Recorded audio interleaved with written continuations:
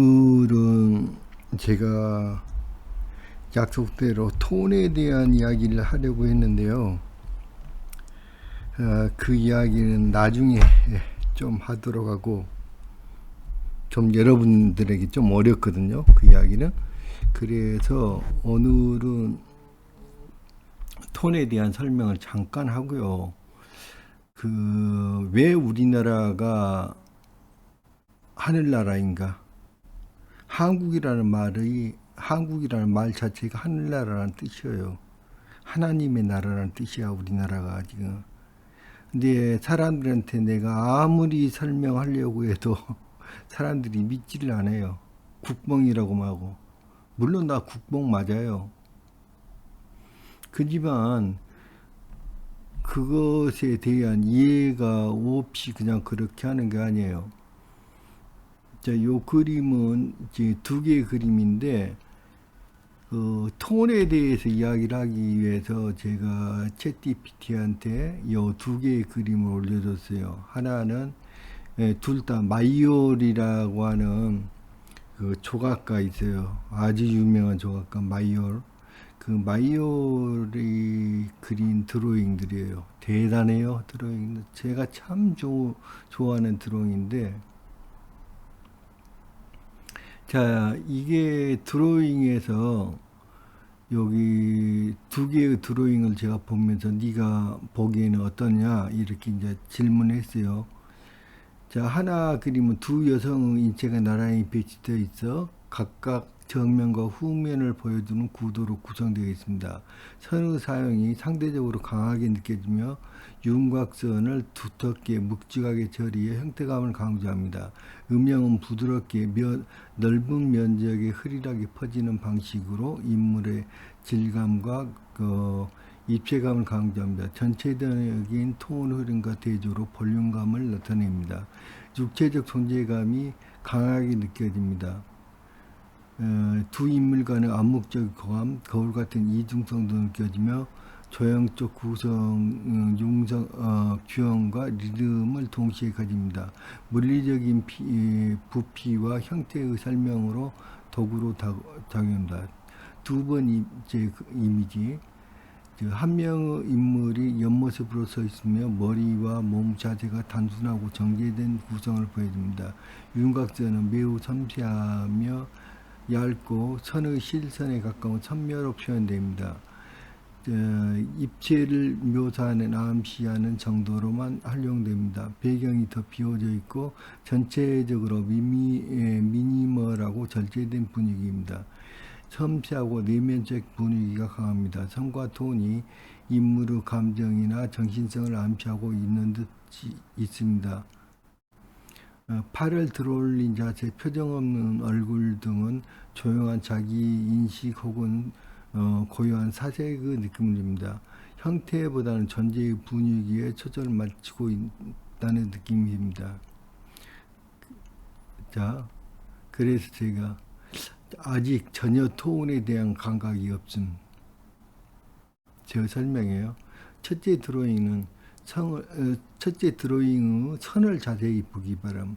선의 중심부가 매우 강렬한 철사 같은 느낌을 주며, 그리고 주변부로 퍼져나가면서 부드러움. 두 번째 드로잉은 내가 매우 좋아하는 그림법. 외곽선이 매우 날카롭고 중심부로 가면서 부드러운 선이 매우 지성적인 느낌을 좀.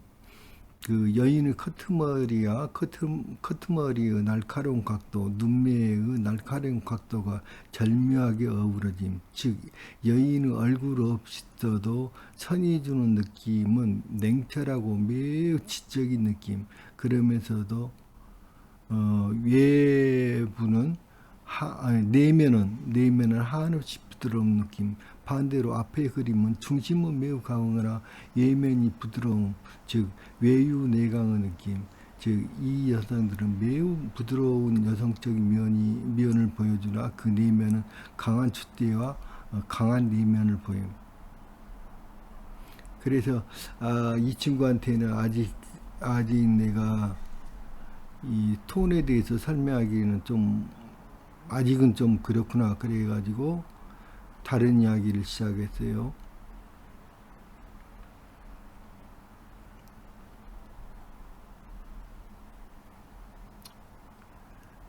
그래서 내가 이런 설명을 했더니 당신의 미감은 단순한 성과 톤의 감각을 넘어서 그것이 사람의 본질, 성격, 내면, 사고 방식까지 파고 들어가는 깊은 해석입니다. 그래서 화가들은 원래는 선으로 말하려고 그랬어요. 화가들의 권문은 선이에요, 선. 선으로 말한다예요, 선. 선으로 말한다 또는 색으로 말한다예요, 화가들의 권문. 근데 사람들은, 관객들은 화가들이 무슨 말을 하려는지 알 수가 없어요. 아까 톤에 대해서 알 수가 없기 때문에. 그러니까 화가들이 사용하는 언어하고 일반인들이 사용하는 언어가 틀려요. 언어 자체가. 예를 들면 화가는 영어로 말을 하는데 일반인들은 한국말만 할 수 있는 것 같은 거예요. 전혀 달라요. 언어 자체가 화가들이 사용하는. 그래서 일반인들은 뭐냐면 오직 눈으로 파악한 이 여자가 있군, 이 여자는 풍만한 육체를 지녔네 라고 인식을 하는 거야. 근데 화가들이 나는 그 이야기 하고 싶은 게 아니었거든. 화가들은 선을 가지고 이야기를 하고 싶었던 거야. 근데 그 형태, 여성 형태라든지 그거는 은유야, 그냥. 목적은 선에 있는 거예요. 선을 이야기를 하려고 그랬는데 사람들이 형태만 봐. 그래서 그게 너무 거추장스러우니까 화가들이 에이, 그냥 옛날에 그림들이란 거는 전부 다 은유법이에요, 은유법. 그러니까 은유라는, 사람이라는 형체는 은유고, 그 은유 속에서 말하고자 했던 거는 선이 있는 거예요. 선애가 있었던 거예요. 그런데 사람들이 너무 모르니까 화가들이 어때요? 야, 형태가 그림을 이해하는데 형태가 방해를 하는구나. 에이, 간단하다. 형태를 없애버리자. 그래서 태어난 게 추상화예요. 아시겠죠? 그러니까 추상화는 그 이전의 그림들이, 구체적인 이렇게 형상하는 그림들이 너무 어렵기 때문에, 아이고, 너무 어렵다, 이거. 일반인들이 너무 오해를 한다. 그래서 가장 쉽게 그냥 직설적으로 이야기하자. 그게, 그렇게 나온 게 추상화예요.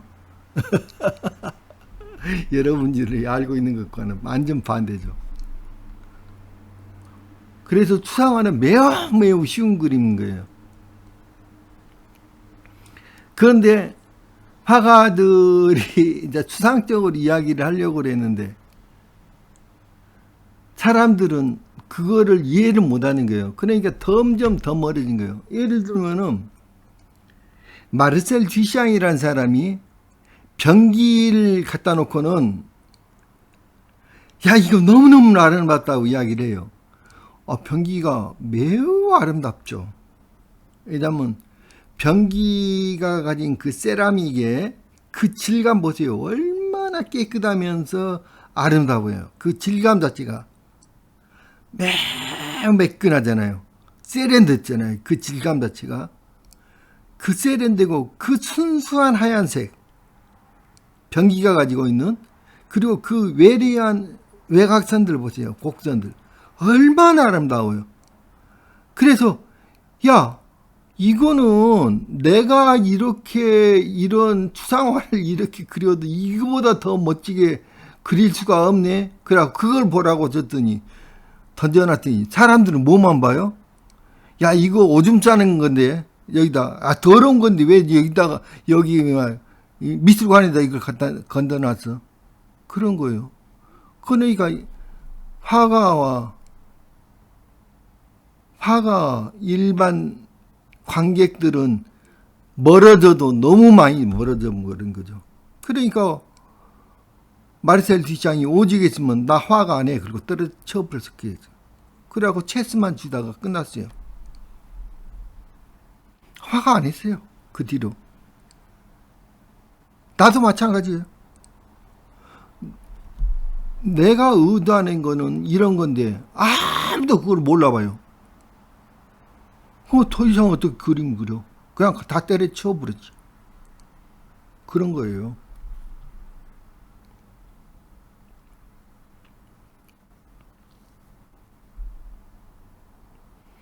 자, 성과 색 그 자체로만 말하려는 작가의 절박함과 고독, 그에 비해서 그림을 해석이 아닌 식별로만 대항한 대중의 시선, 바로 그것이 현대 미술을 탄생시킨 근본적 긴장이다.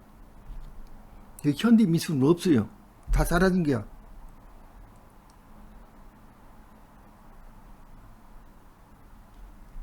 모르는 자는 인간의 진심을 읽지 못해요. 이건 톤에 있는 거예요, 톤. 근데 톤이란 건 설명하기가 너무 어려워. 그거. 그래서 제가 여러분들한테 톤에 대해서 이야기를 하려다가 보류하고 있는 거예요. 그래서 오늘은 다른 이야기.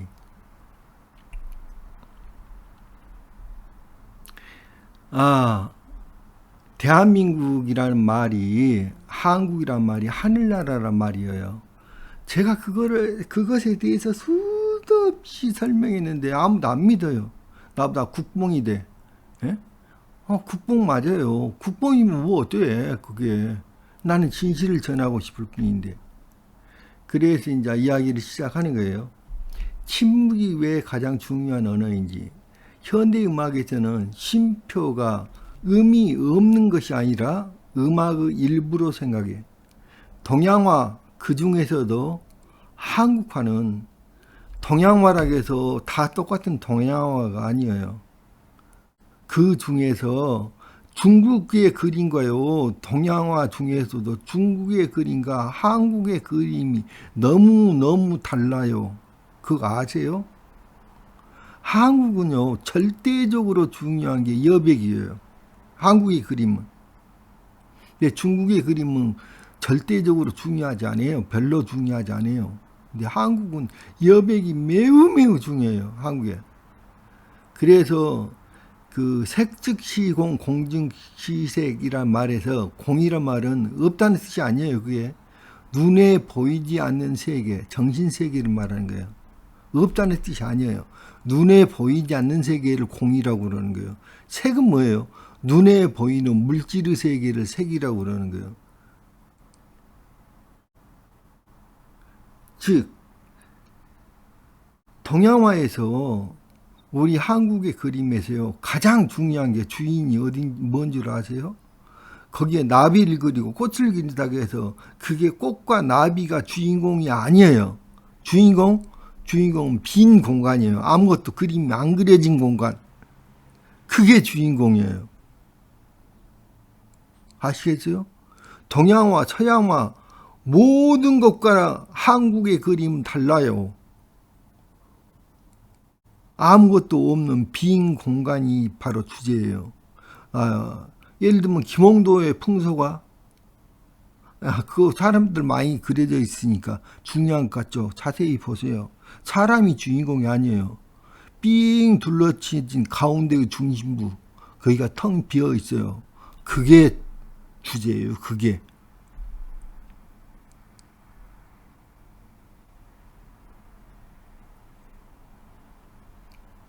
한국의 예술이란 건 빈 여백을 그리려고 하는 예술이에요.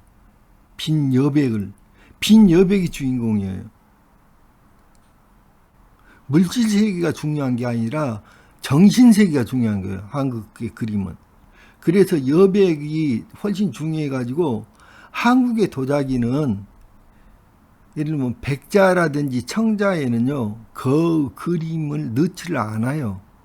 그림이 없어요.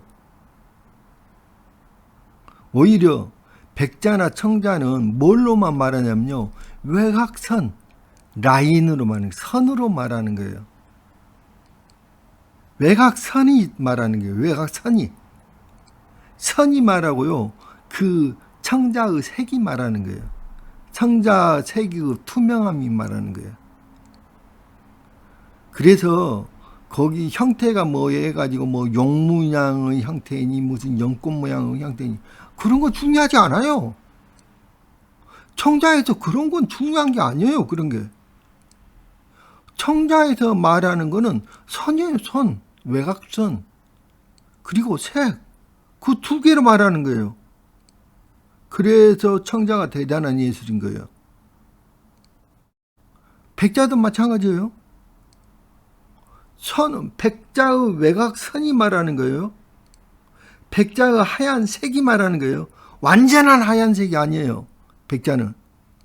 그 백자에 미묘하게 섞여진 불순물 같은 그 색, 그게 절대적으로 중요한 거예요. 미묘하게 섞여진 색. 백자는 완벽한 좌우대칭의 백자가 없어요. 그 미묘하게 틀어진 좌우대칭이 아닌 그 미묘하게 틀어진 것, 그게 바로 백자의 생명인 거예요. 그런 거예요.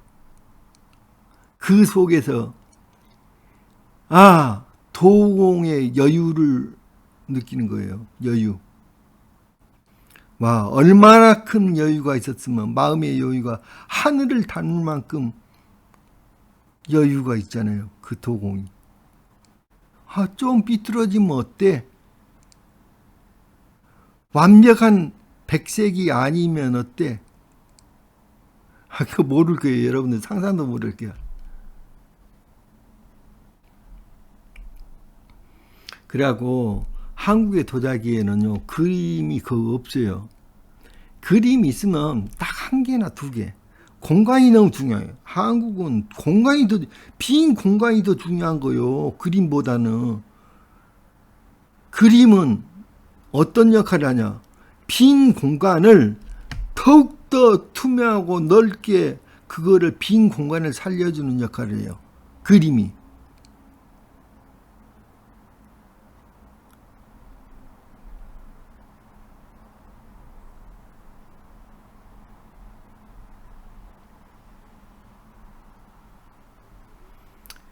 그런데 이제 청화백자를 이제 지금 제가 박찬 선생님 집을 가끔 가면요, 청화백자가, 중국의 청화백자가 방 안에 가득 있어요. 그럼 나는 그거 보기가 싫어하고 눈을 돌려요. 구역질 날라고 그래요. 저는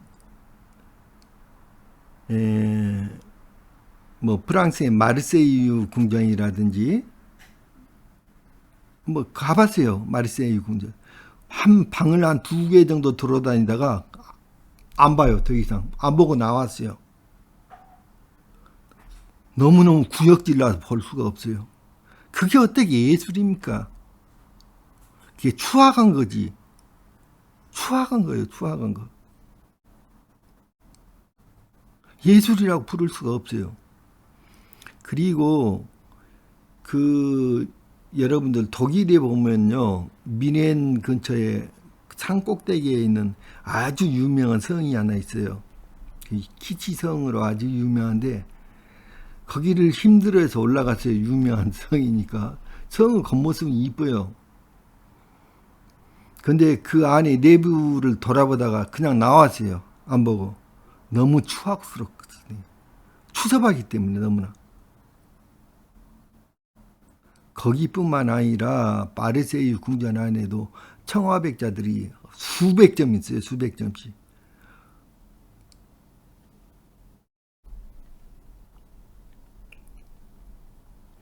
자, 한국의 청자나 백자는 비운과 여백, 그러니까 정신의 자리가 있어요.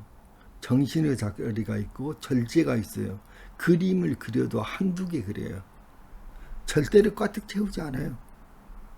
근데 정화백자나 중국계 자기나 또는 그렇지 않으면은 뭐 프랑스, 독일 뭐 이런 제국들이 물론 중국에서 수입한 거죠. 일본에서 수입한 거고, 그런 것들은 온통 무늬가 가득가득 차 있어요.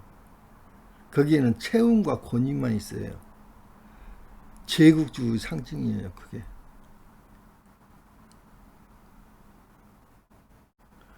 문양 처리에다 보면 한국 청자나 백자는 문양이 없어요. 있어도 매우 작고 초박하고 잘 보이지도 않게 그렇게 처리를 해요. 있는 등 많은 등. 근데 청나라의 청화백자라든지 또 다른 아까 일본식의 그림이라든지 매우 풍부한 그림과 문양이 있어요. 색채도 매우 강렬해요. 한국화에서는요, 색이 들어간 그림, 한국화는 최고 좋은 그림이 문인화예요. 그거는 흑백으로만 그린 그림이에요. 사군자 그림. 흑백으로만 그린 그림을 그림으로 인정을 했어요. 색채가 들어간 건 천하다고 그거는 그림으로 인정을 안 했어요.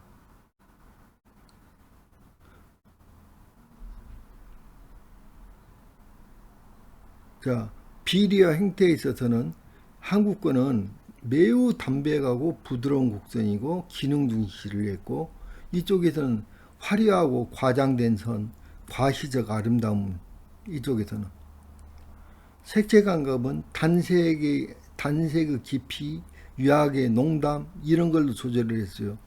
근데 선명한 채색과 그림을 통한 장식, 무슨 말이에요?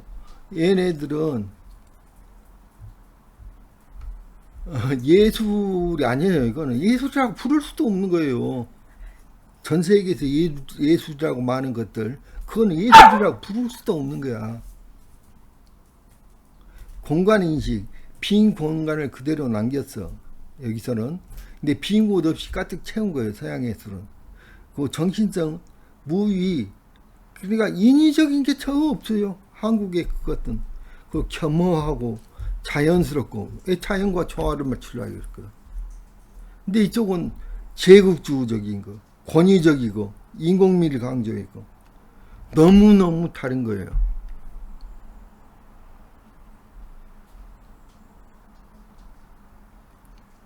미술 평론가가 있는데 그분은 주로 그분은 저보다 나이가 한참 많아요. 근데 그분은 주로 그러니까 해프닝 미술에서 해프닝이라는 게 있잖아요. 그것에 대한 비평가예요.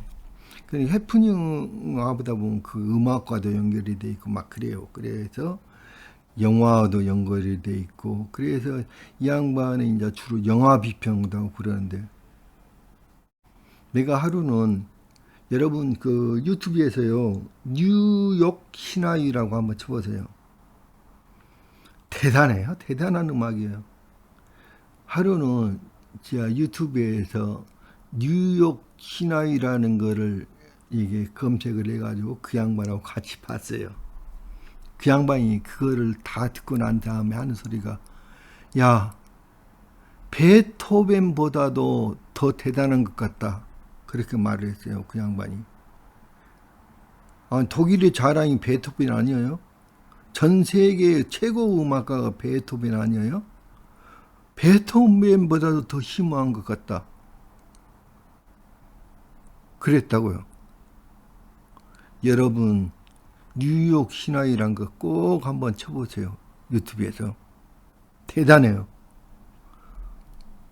그 시나이란 게 뭐냐면 원래는 그 무속인들이 사용하는 음악이에요.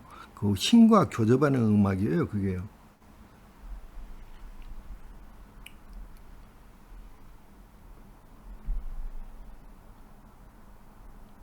한국의 기와집 보신 적 있나요? 물론 한국 사람이니까 기와집 다 봤겠지. 일본에도 기와집 있잖아요. 일본식. 중국에도 지금 기와집 많잖아요. 나도 다 봤어요. 그런 기와집 유명한 그런 그 궁궐들 다 봤는데요. 예술적 감각이라고는 개 젖도 없어요. 진짜 아무것도 아니에요. 쓰레기예요. 쓰레기.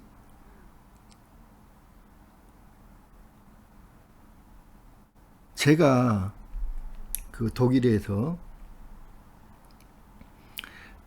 있는 어떤 화가의 남편이 그 유명한 건축가예요. 그런데 그 집에 제가 초대를 받았어요.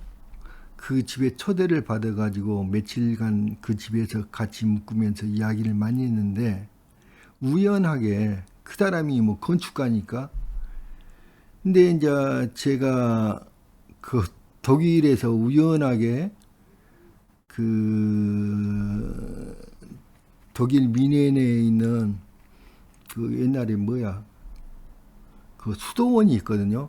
그래서 그 우리나라의 뭐 조용한 아침의 나라라는 그 책 쓰신 분이 있어요.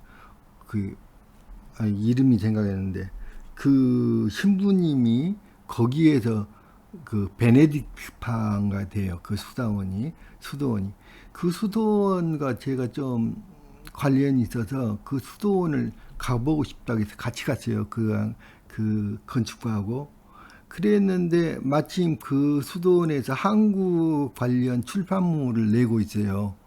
그런데 그게 한국의 기와집에 대해서 사진첩을 하나 책이 하나 있더라고. 그거를 마침 나한테 선물한다고 나를 주는 거예요. 그래가지고 이제 그 장소에서 내가 이제 그 신부님한테 그 책을 선물을 받았는데 그 장소에 같이 펼쳐보는데 이 양반이 그 건축가라고 독일의 건축가로 유명한 건축가예요. 그 양반이 눈이 휘두른게래진 거예요. 그래가지고 그 책을 갖고 싶어서 안달을 난 거예요. 한국 귀하지. 그래서 그 뭐 선물을 나한테 줬는데 또 거기서 두기가 그렇잖아요. 그래갖고 다음날 제가 약속 장소를 잡았어요. 그리고 시인에 만나고 야, 이 책 한국에는 널리고 널렸다. 그러니까 내가 당신한테 선물한다. 그러더니 너무너무 좋아하더라고. 자기는 사진으로만 보지만 이렇게 아름다운 건축물을 본 일이 없다는 게야, 세상에. 독일의 유명한 건축가예요, 그 양반이.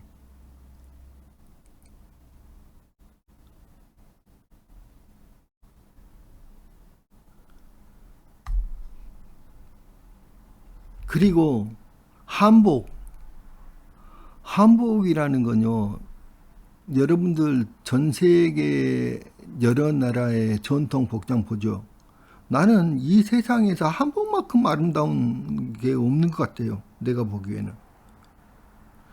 물론 한복 전문가들과 저희가 많이 만나기도 하고 뭐 기회가 좀 있었어요. 한복 전문가들의. 야, 그런데 정말 대단해요. 한복은.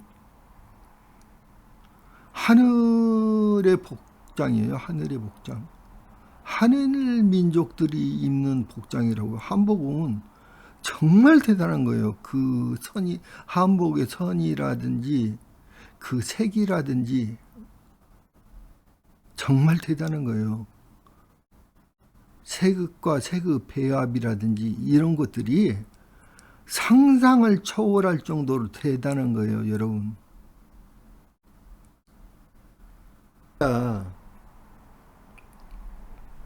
그 미넨에 갔을 때요. 그 아까 미넨에 아까 그 수도원이 이름을 내가 잊어먹었어. 그 수도원 성당에서 한국 날 그 베네딕트 수도원입니다.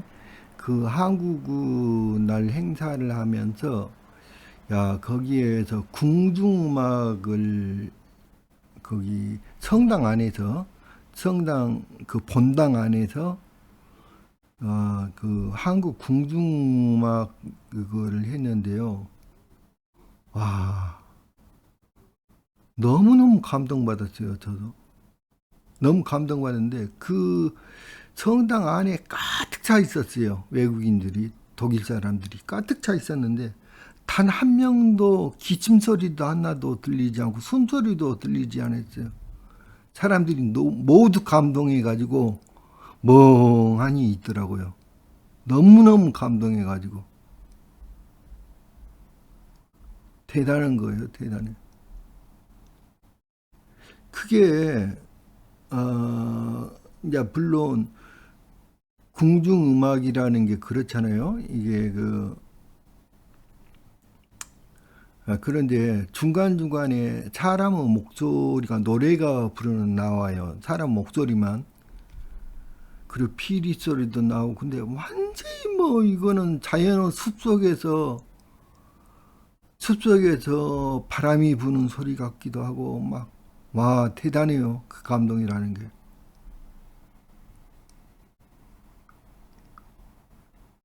그리고 한국의 전통 음식인 한정식, 그런 음식이라는 건요, 전 세계에 없어요. 한정식 같은 음식은. 한정식 같은 음식은 전 세계에 없어요.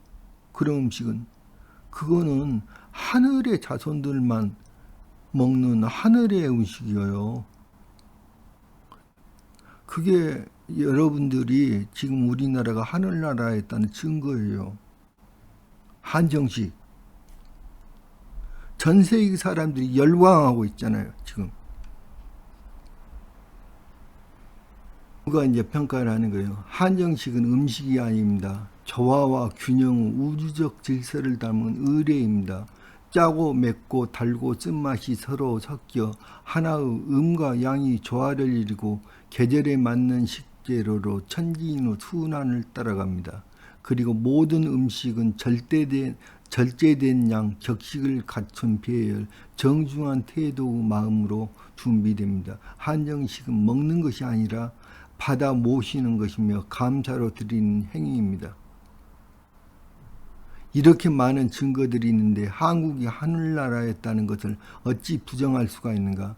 궁중음악의 울림은 천상의 질서이며 판소리의 떨림은 신의 통곡이고, 한정식의 조화는 우주의 균형이며 청자와 백자의 비움은 하늘의 철학이고, 한복의 흐름은 보이지 않는 기운이요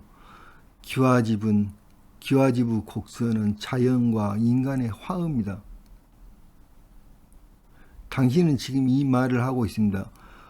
나는 어느 나라에서도 이토록 고요하며 정갈하며 심오하며 진실한 미를 본 적이 없다. 이 나라는 인간이 하늘과 함께 살던 나라다. 이 나라는 곧 하늘나라였다. 제가 하고 싶은 말이에요.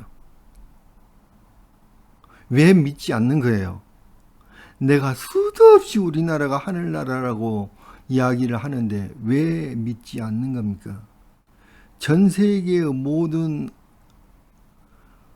세계사, 역사, 전 세계의 모든 학문, 진화론, 이런 것들이 뭔 줄 아세요? 한국의 역사를 지우기 위한 거예요. 전 세계 모든 조직들이 한국의 역사를 지우기 위한 거라고요. 아시겠어요? 오늘 마칩니다.